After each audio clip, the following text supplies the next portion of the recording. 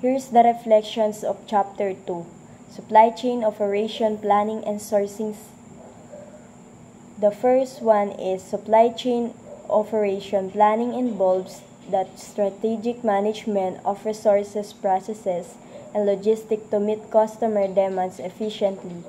It encompasses demand forecasting, production planning, inventory management, and distribution. Second is demand forecasting, utilizing historical data and market analysis to predict future product demand, aligning inventory levels and production schedules accordingly.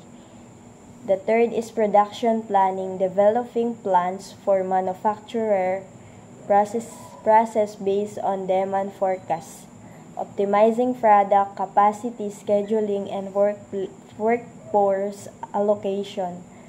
The fourth is inventory management, balancing inventory levels to minimize holding costs while ensuring product availability, implementing techniques like just-in-time, JIT, and economic order quantity. The fourth is sourcing and procurement, identifying and selecting suppliers based on cost, quality, and reliability, establishing contracts and managing suppliers' relationships to secure necessary materials. The fifth is logistics and distribution, coordinating transportation and warehousing to ensure timely delivery, analyzing distribution networks for efficiency and cost effectiveness,